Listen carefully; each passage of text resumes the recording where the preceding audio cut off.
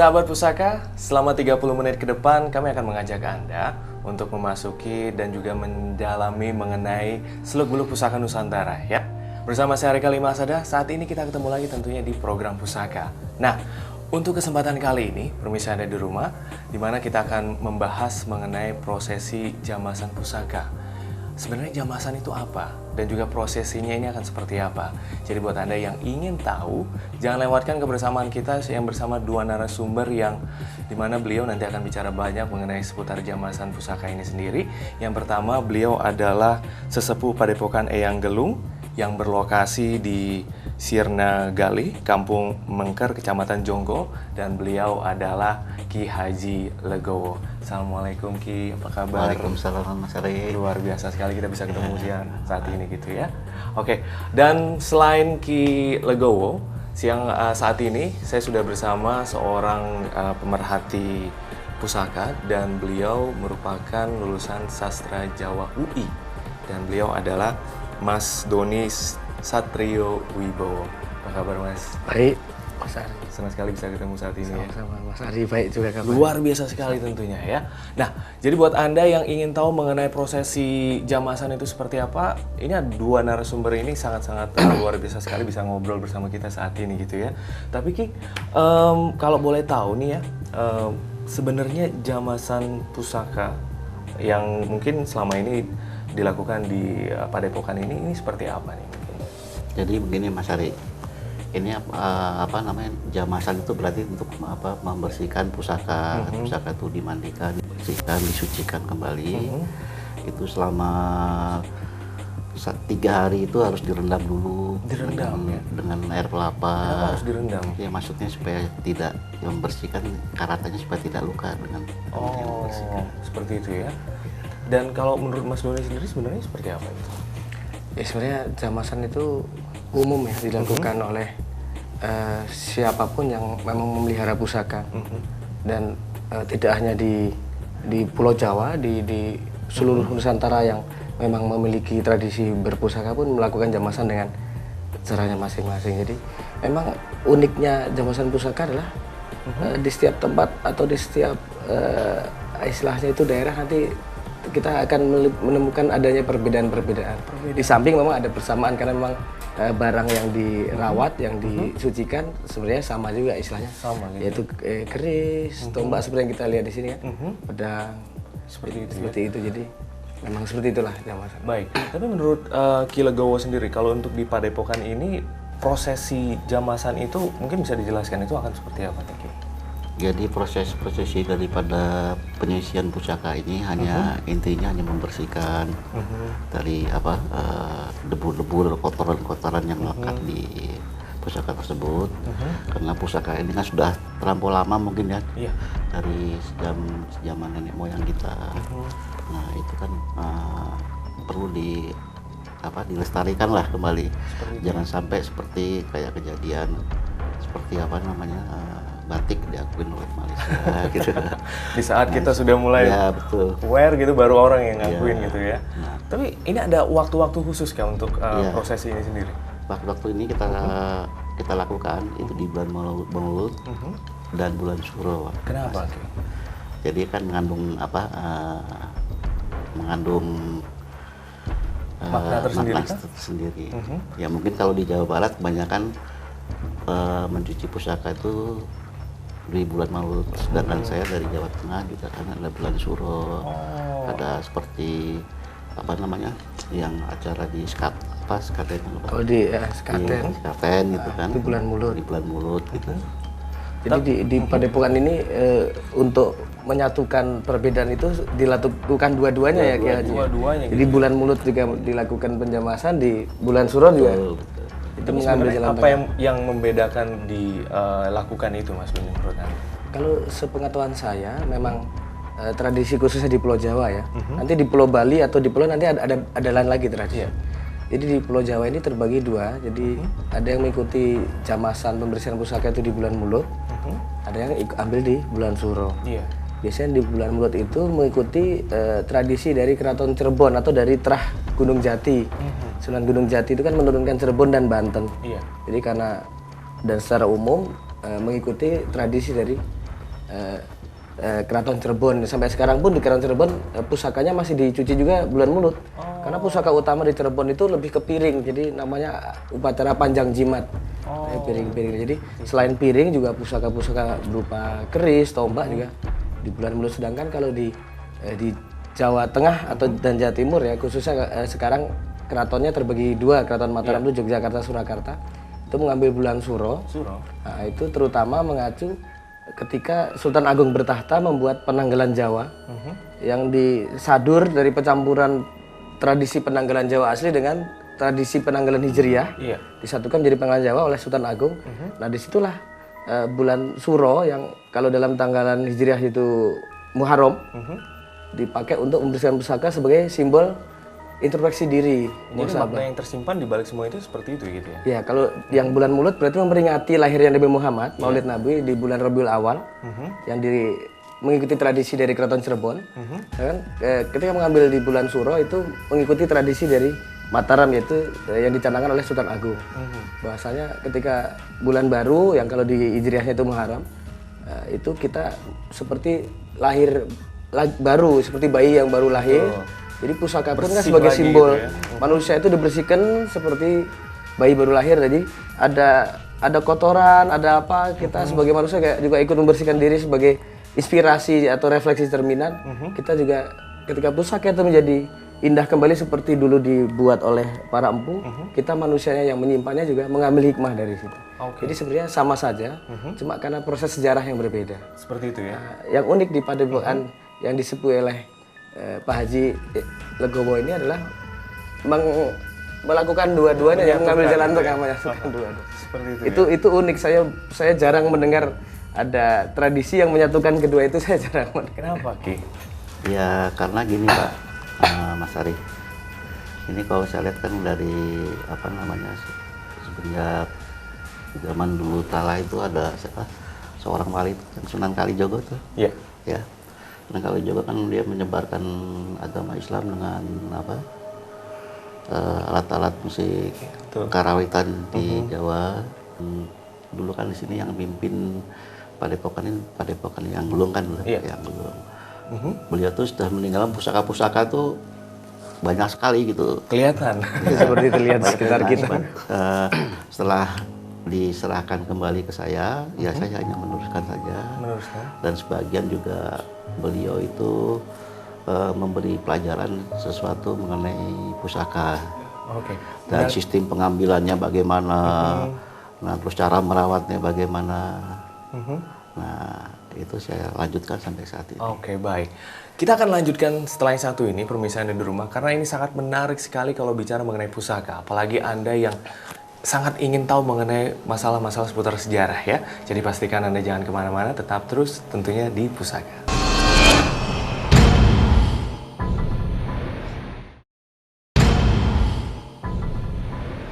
Sahabat Pusaka, kita kembali lagi tentunya masih menemani Anda tentunya di program Pusaka, dan saya Reka Limasada masih bersama dua narasumber kita yang kita masih membahas bicara seputar prosesi jamasan pusaka ya. Yang pertama beliau Ki Legowo dari Padepokan Eyang Gelung, dan juga ada Mas Doni yang merupakan pemerhati seputar pusaka itu sendiri.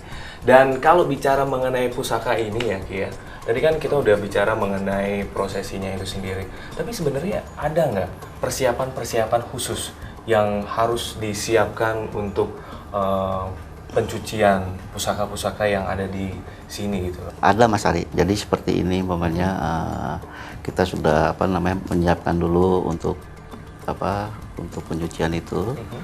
Itu dengan kelapa muda direndam dulu, ditaruh pusaka itu? Ya, direndam dulu selama 1 hari.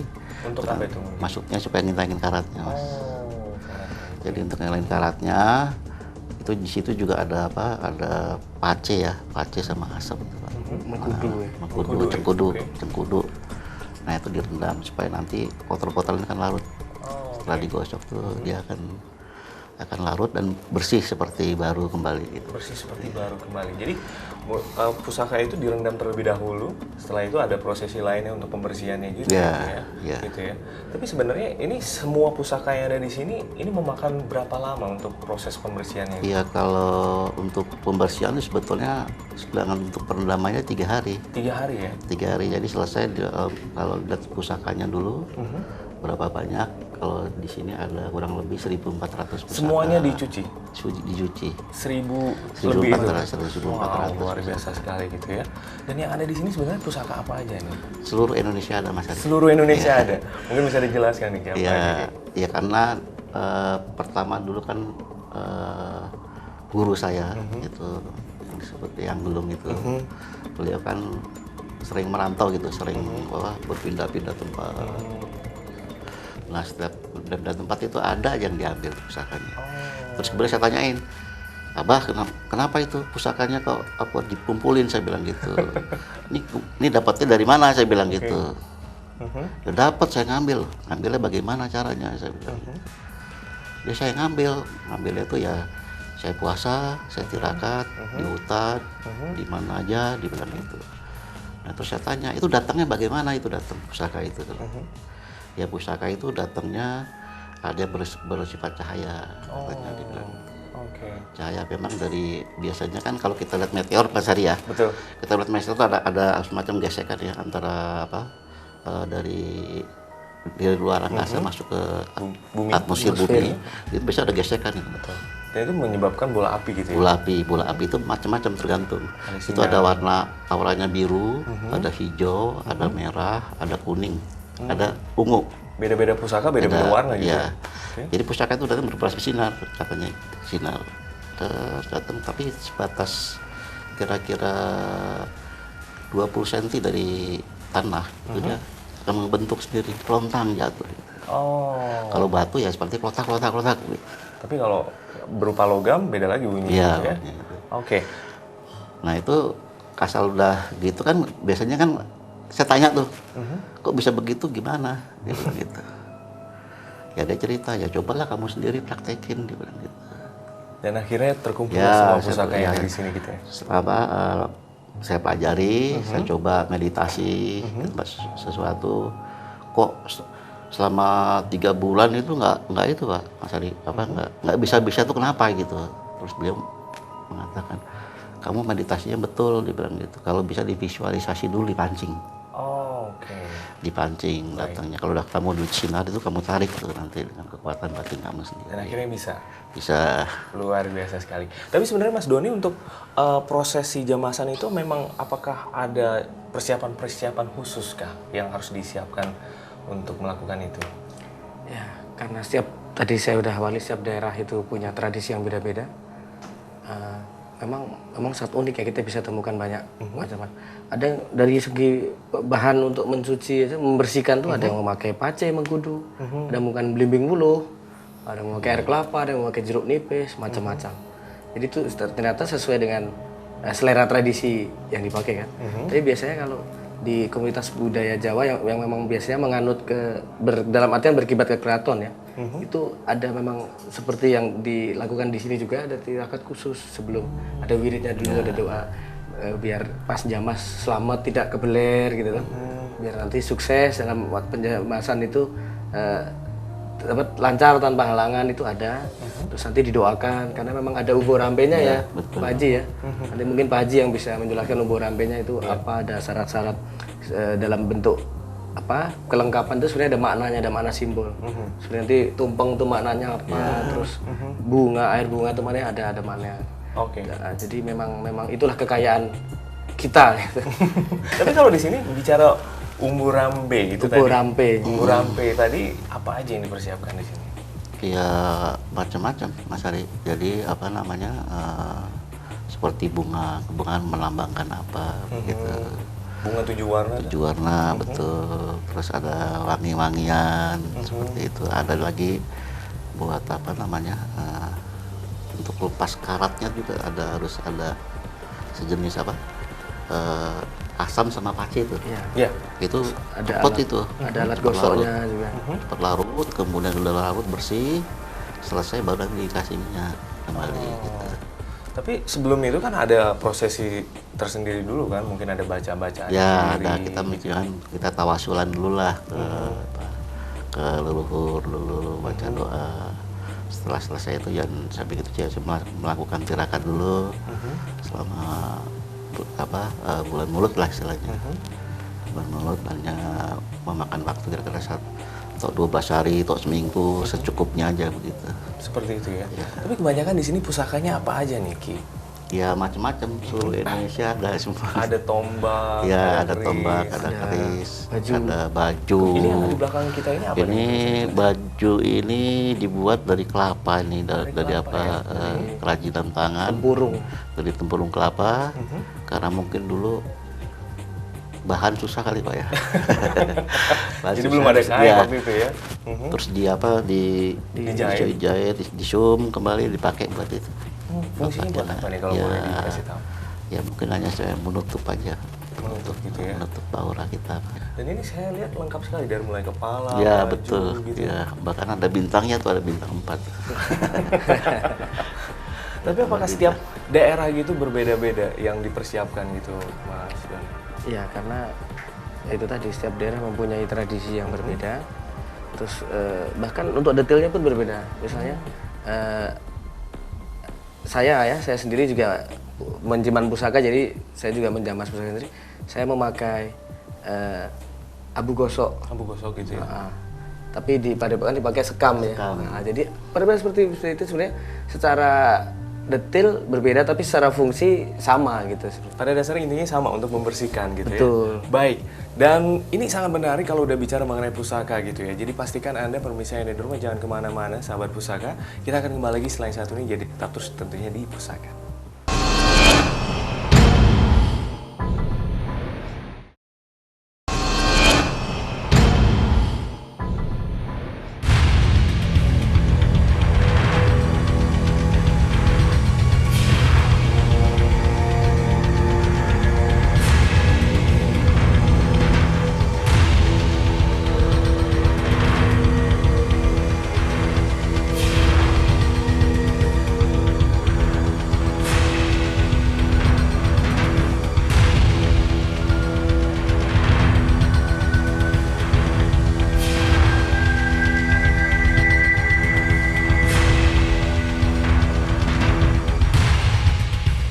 Sahabat pusaka, kita kembali lagi masih ada di pusaka kali ini. Dan saya masih bersama Ki Legowo dari Padepokan Eyang Gelung dan juga Mas Doni, seorang pemerhati pusaka ya.